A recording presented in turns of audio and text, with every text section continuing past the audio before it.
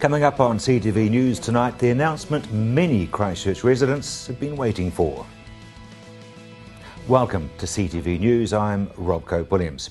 The announcements residents in Christchurch's hardest hit suburbs have been waiting for has come this afternoon. Here's Emily Cooper.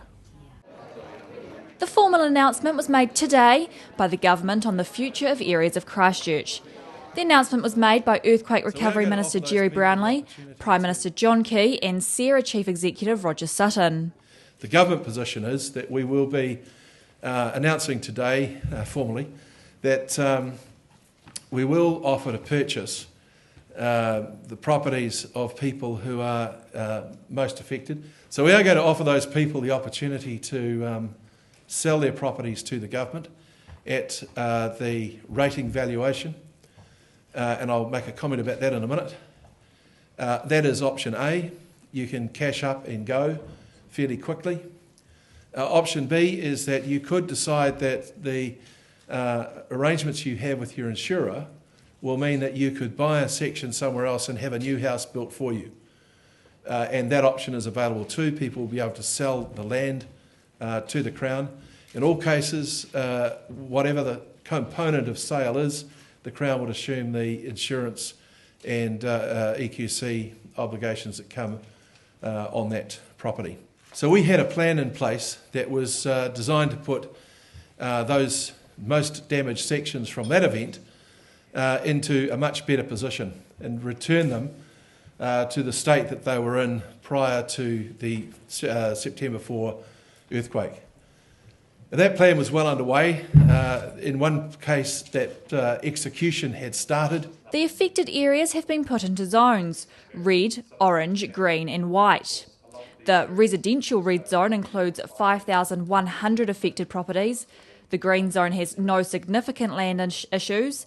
The orange has many buildings that cannot be repaired, and the red zone has extensive land damage. Minister Brownlee says these suburbs would be unrecognisable and believes people should put down roots elsewhere. He says if there's no infrastructure in the areas and it's an uncomfortable place to live, why would people want to stay? But February the 22nd sort of took that option away in many ways, and we needed to have the engineers go back into the field and have another look at what the condition of the land was. However, he says those who border the red zone may want to stay, as in years to come they could be parks and other reserves. There are over 700 properties in the residential red zone that the government has no contact details for. Minister Brownlee urges people to make contact with them. Prime Minister Key says with the $15 to $20 billion deficit, the scale is enormous internationally. So over the past 9 months, Canterbury has been shaken by a series of major earthquakes and aftershocks, which have severely damaged land, buildings, homes and infrastructure. They've also left residents in a state of stress and uncertainty. Since the first earthquake struck in September last year, the government has been working to provide certainty for residents about what their future holds. We recognise that many people have their life savings tied up in their homes. Each subsequent quake has made an already large and complex challenge more difficult as the extent and the amount of land damage has increased. To put the sheer size of these events into perspective, Treasury has estimated the combined cost of the first two Canterbury earthquakes at around $15 to $20 billion. This is enormous by international comparison. For example, Treasury estimates are about 8% of New Zealand's GDP, while damage from the Kobe earthquake in Japan was around about 2% of Japan's GDP. Hurricane Katrina was around about 1% of US GDP, and even the latest Japanese earthquake and resultant tsunami was estimated at about 3 to 5% of Japan's GDP. Mayor Parker says today's announcement is the next step for the city, and he says there are land plans in place. We did an update on the amount of land availability in the city yesterday, and our current estimate is that we have around 11,000 sections currently serviced and available, or in subdivisions that are in the final stages at the moment. On top of that, we've got another 6,000 sections that are in the process of being consented, and they have already got infrastructure in our LTC, our long-term plans, and in our budgets. And we estimate that there is another 6,000 sections that are basically in planning processes that can be quickly released on the eastern side of the city. Well, obviously the first place people are going to go to get their information is from the Land Check website. But from that, if people don't have access to a computer, they can also ring the earthquake information line, which is 0800 77 99997, because that will also have people who can give them that same information as well about which zone their land is in. Further on, starting tomorrow through the weekend, Monday and Tuesday, I'll be attending a series of meetings in the different communities. So we're trying to have a series of meetings here in local church halls, school halls. ANZ Bank also announced it would commit $1 billion in special mortgage lending to help these Cantabrians. And for residents' reaction to the announcement, watch CTV News tomorrow night. CTV News has been speaking to residents in the eastern suburbs over the past few weeks. Many say this announcement has took too long. Here's a look back at what residents had to say before today's announcement. Is there going to be a closure? I mean, is there somebody going to make a decision somewhere sometime? They need to. They need to for the people in the houses so that they can move on, have a life. Yeah. Where's the call got to come from? Who's got to make it? I think the government. The insurance companies have to step up. They have to, honour their being an insurance company. People have paid their premiums. They need to front up, get in there and say, OK. I've got really mixed feelings about what I want to hear. Clearly, there's lots of people that want to know about what's happening for the land so they can move on. But I see it as one step in a long process. I don't see it as the answer. It's just one step in the process. So I haven't really... It's too big. It's too big for me to go there with a definitive answer on that one.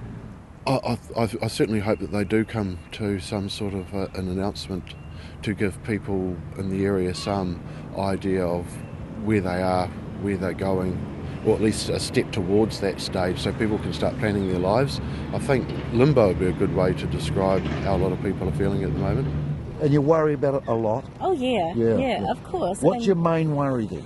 Where we're going to be living. Right. Yeah. So your house is badly affected? Yeah, we're in Bexley. So you're worried over the land as well? Yeah. So how's your land? Up and down. Right. A few humps and bumps. So you need to know about that, don't you? Yeah. Do you need some moving on? Yeah, do a bit, Yeah, a bit of closure? Yeah. The land report should have been out last month, the end of last month. We haven't seen that. That's been put backwards. How much they're going to put it back again? We really need to know. It's not only Bexley, it's other areas around us as well. We all need to know. The Avondales and the up in Aranui, all those places. We need to know some answers.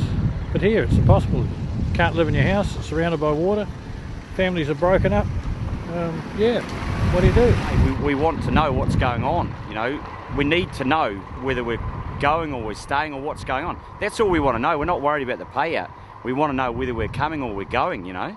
That's all everyone here wants to know. I'd just like to be sort of told what's happening with our land and whether our houses are going to be fixed or whether we're going to have to move. The liquefaction's pretty bad around this area, so houses are sinking and power luckily is back on, but we've still got no water, so it's sort of making life just a wee bit difficult at the moment. And I know they've got to make the right decision, and there's nothing much we can do about it, but I just wish they'd hurry along. It's pretty obvious, it's not rocket science, it's a month today. Yeah. Another member of CTV's family is the sales manager, Malcolm Harris. Malcolm, you're on the edge. Whereabouts are you regards today's announcement? We're at the QE2 end of Atlantis Street. So Kate Shepherd's at one end, we're at the opposite end. Your place is how? Well, the house itself has got to be rebuilt, so we've been told. But as far as liquefaction is concerned, we have a wee bit around the lawns, but not through the house, as some houses in our street have. But we've been told the house has to be rebuilt. Yeah. Realistically, we expect John Key not to go house by house. It'll be street by street, block by block, won't it, at 1:30 today? That's what we're expecting, but then we don't know. Right. We haven't been told anything. How long have you been in your place, mate? 7 years. Right, and so you built up a bit of a network around you? Oh, absolutely. I mean, our house is only 8 years old anyway. It was only a year old when we bought it. And all the houses around us are about the same age. Best case scenario for Malcolm Harris would be what? Well, best case scenario would be that they rebuilt the houses in the same street, but I don't think that's going to be the case. What we don't want really is every house in the street except 2 or 3 of us to remain. Yeah. The other thing is payout. There's a lot of controversy at the moment. A pre-September valuation. How does that sit with the Harris gang? Well, I mean, you know, what is pre-September valuation? I mean, are we talking government valuation, or are we talking the market valuation? Because your last one would have been about 2005, I think, wasn't it? 2007. Oh, was it? So you had a fresh one. Yep. Yeah. Yep. Okay. But I mean, there's been a lot happened since then. You know, Yeah. I mean, we've put extensions onto the house, for example. Right. To uproot you guys and have to move, how does that sit? Well, you know, there's no need for us to be on that side of town now, because my wife worked at QE2, which is right across the road. Of course, that's no longer there. So there's no tie to that side of town necessarily, but it's still leaving all of the network of friends and family. Yeah. We're a culture, aren't we, of the home as the castle scenario? Yeah, absolutely. Yeah. So emotional for you? Oh, absolutely. I mean, and it's the uncertainty too, Peter. I mean, it's not knowing, you know, where you're going to be tomorrow, you know. Yeah. But it's a half full, half empty, isn't it? Somebody had to make a decision sometime, and sometime is today at 1:30. That's dead right. Yeah. Yep. And I guess that's there is some sort of finality in that, insofar as that we know which way we're going now. Well, hopefully by this afternoon. Maybe not. I mean, we might not be a street that they actually announce this afternoon. We may have to wait longer. But at least at 1:30 you'll know, won't you? Whether it is you or not. That's correct. Yeah. Okay. Absolutely. So we're thinking of you. Thank you. It can't be easy, and you know, the whole of Canterbury are wrapped up in this thing, because we all know somebody somewhere, don't we? Oh, absolutely, yeah. We're still only a small town. There's a meeting at our place this afternoon at 1:30. My wife's gathering all the neighbourhood round to our house this afternoon to watch it, so we'll see what happens. Coming up after the break, your local weather and what's on over the weekend.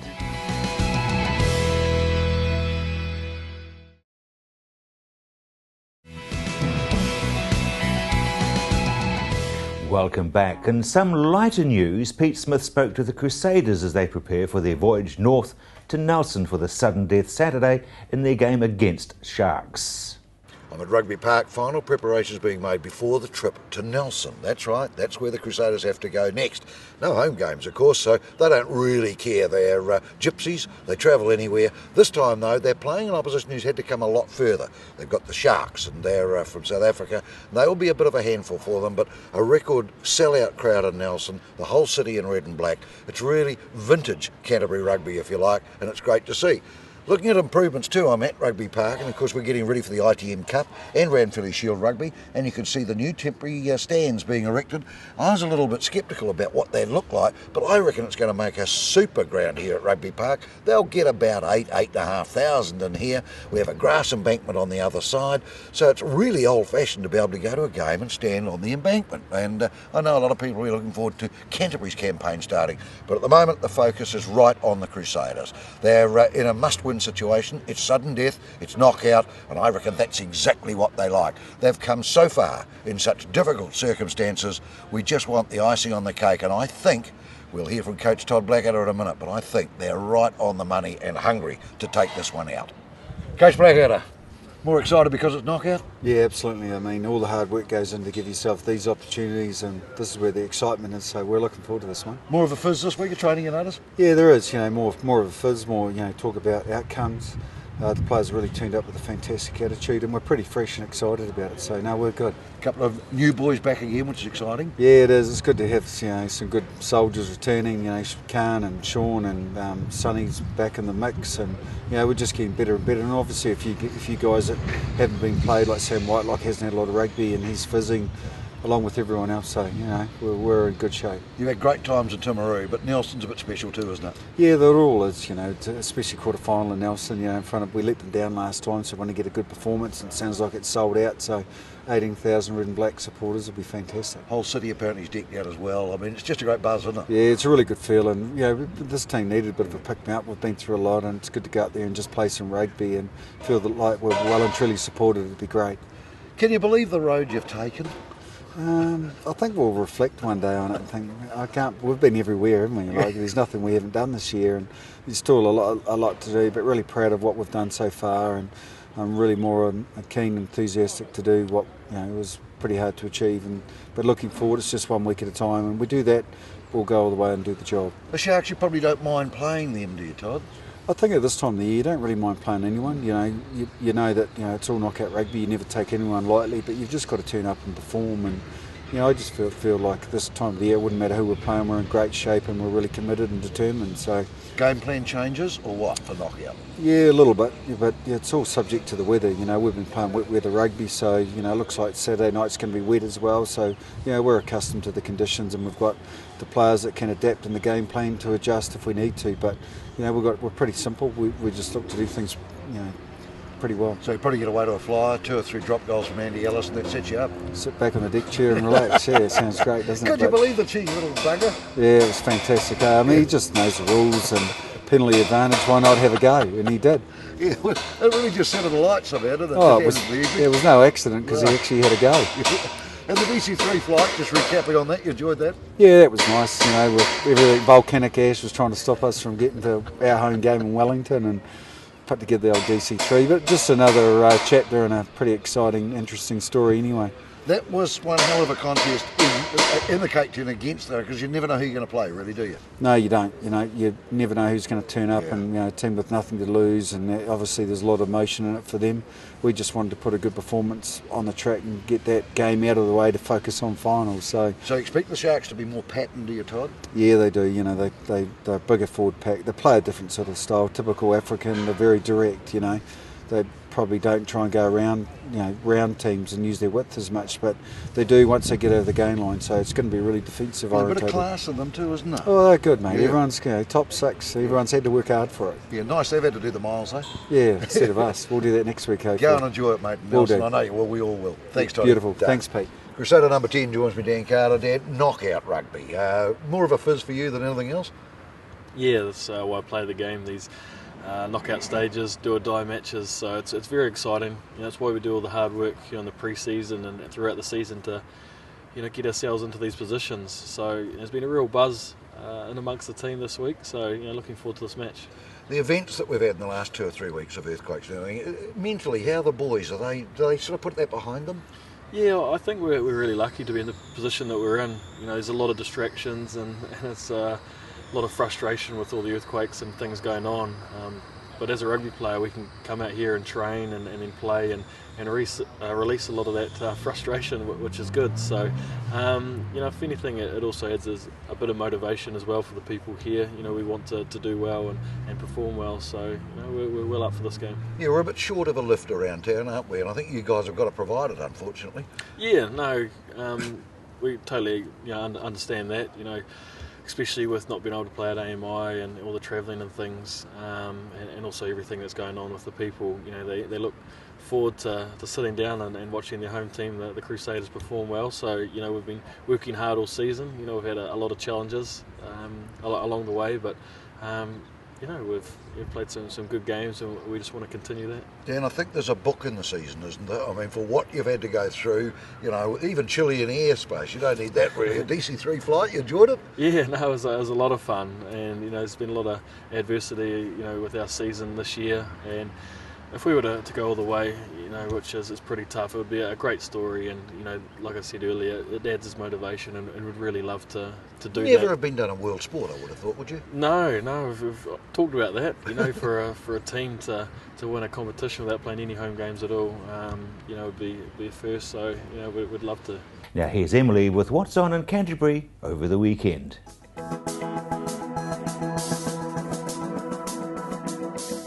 Hi everyone, welcome to What's On. Now first up, the Off the Richter Bull is being held this Saturday the 25th at Stonebridge Functions Venue in Geraldine. Tickets are $45 for a single or $85 for a double and can be purchased from Eyesight Geraldine and Eyesight Timaru. Call 03 69 31 006 for more information on tickets. Now all proceeds will go to children who've lost a parent in the earthquake, which is a very excellent cause. And if you don't feel like leaving the house this weekend, Share an Idea Magnetic South is on Friday and Saturday. You can go online to www.shareanidea.org.nz or contact 941 8999 for more information. So if you think you've got a good idea for the central city, visit Magnetic South. It's a 27-hour online game to discover the best ideas for the future of Christchurch. The game is run by Landcare Research and goes live at 9 AM on Friday morning and closes the next day, Saturday the 25th, at midday. and you'll be able to post your own ideas and then support, challenge or modify other people's ideas.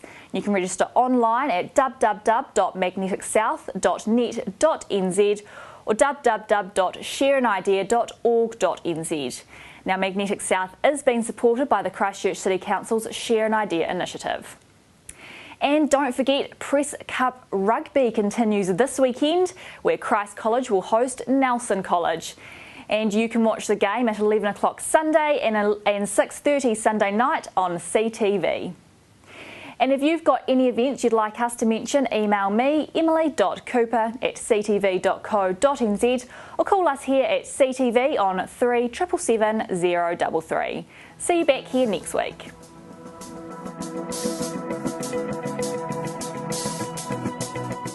Sasha now with your weather.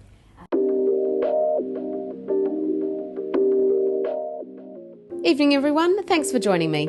A cloudy one today with temperatures reaching 11 or 12 degrees. Those temperatures are similar tomorrow, the result of a cold front moving over the South Island.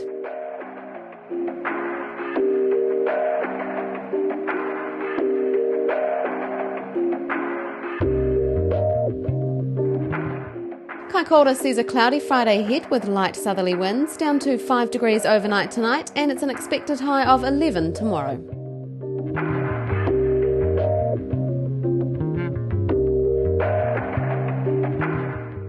Low cloud in Hanmer, making for a dull and rather cloudy day, I'm afraid, but hey, at least it's a Friday. 10 degrees is your high for the day, down to 5 degrees overnight tonight.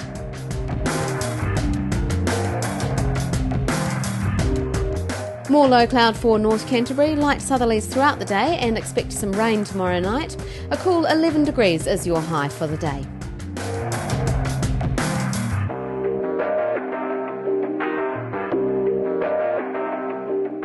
Cold and cloudy for Christchurch with light winds. Watch out for some rain developing tomorrow night if you're planning any winter outdoor barbecues. Again, 11 degrees is your high there.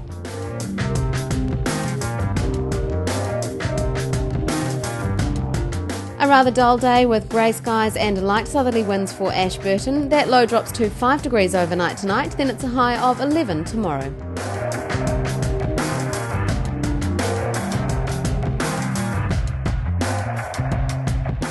And in Timaru, it's more of the same, a cloudy and rather cold Friday ahead with light winds and a high of 11 degrees. Looking to our other areas, cloud cover everywhere tomorrow. Colvard, Darfield, Methven, Akaroa and Greymouth see cloud cover all day. A little better in the morning for Arthur's Pass, but that cloud blankets the sky by the afternoon. Cool temperatures between 8 and 13 degrees. Looking ahead to the weekend now. Cloudy on Saturday with periods of rain and moderate cold southerly winds. We finally see some much anticipated snow lowering to 500 metres. Mostly cloudy on Sunday with a few showers, light snow flurries to 500 metres. Those fresh cold southerly winds begin to decrease. That's your weather, take care, I'll be back tomorrow. It does look as though we could be in for some cool weather again tomorrow. At CTV News, I'm Rob Cope-Williams.